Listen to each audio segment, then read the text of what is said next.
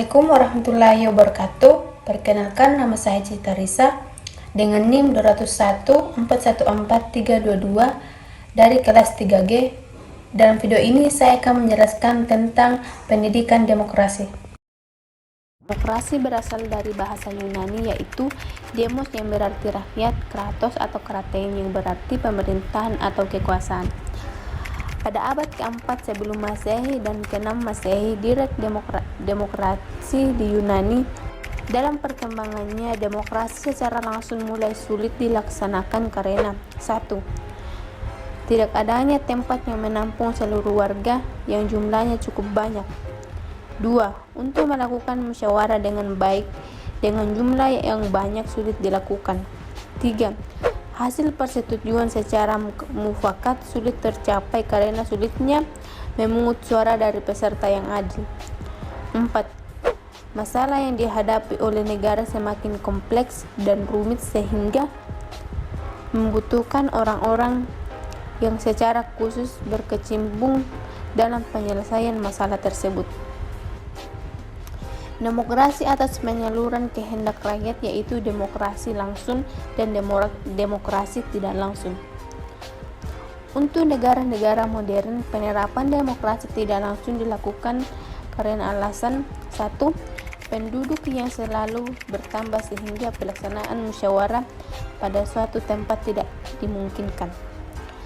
Masalah yang dihadapi semakin kompleks karena kebutuhan dan tantangan hidup semakin banyak. 3. Setiap warga negara mempunyai kesibukan sendiri-sendiri di dalam mengurus kehidupannya sehingga masalah pemerintahan cukup diserahkan pada orang yang berminat dan memiliki keahlian di bidang pemerintahan negara. Secara terminologi, banyak ahli yang mengemukakan pengertian demokrasi, namun dasar demokrasi selalu mengacu pada rakyat yaitu 1. Pelaksanaan kekuasaan negara ialah wakil rakyat terpilih karena rakyat yakin segala kepentingannya akan diperhatikan. 2. Cara melaksanakan kekuasaan negara dengan senantiasa mengingat kehendak rakyat dan memenuhi kehendak rakyat. Batas kekuasaan negara demokrasi ditentukan dengan sebanyak mungkin memperoleh hasil yang diinginkan oleh rakyat asal tidak menyimpan dasar demokrasi. Secara substansi, terdapat dua prinsip utama dalam demokrasi, yaitu kebebasan dan kedaulatan rakyat. Demokrasi sebagai bentuk pemerintahan. Pembagian bentuk pemerintahan menurut Plato yaitu 1. Monarki, 2. Tirani, 3. Aristokrasi, 4. Oligarki, 5. Demokrasi, 6. Mobokrasi. Sedangkan Mikhali membagi bentuk pemerintahan 1. Monarki, 2. Republik. Demokrasi sebagai sistem politik merupakan suatu sistem yang menunjukkan bahwa kebijakan umum ditentukan atas dasar mayoritas oleh wakil-wakil yang diawasi secara efektif oleh rakyat dalam pemilihan yang berkala yang didasarkan atas prinsip kesamaan politik dan diselenggarakan dalam suatu terjaminnya kebebasan politik. Demokrasi sebagai sistem politik. Sistem politik dewasa ini dibagi menjadi 1. Sistem politik demokrasi, 2. Sistem politik non-demokrasi, 3. Sistem politik Indonesia. Prinsip-prinsip dari sistem politik demokrasi.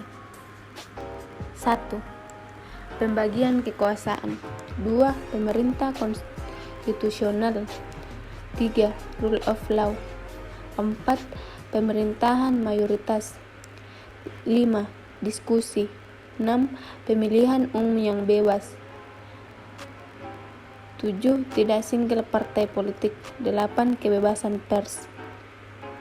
Penerapan kaidah-kaidah atau prinsip demokrasi pada setiap politik kenegaraan. Tujuannya adalah terbentuknya kehidupan politik yang bercirikan demokrasi. 2. Demokratisasi melalui beberapa tahapan, yaitu 1. Pergantian dari penguasa non-demokrasi ke kekuasaan demokrasi. 2. Pembentukan lembaga-lembaga dan tertib politik demokrasi. 3. Konsolidasi demokrasi. 4. Praktik demokrasi sebagai budaya politik negara.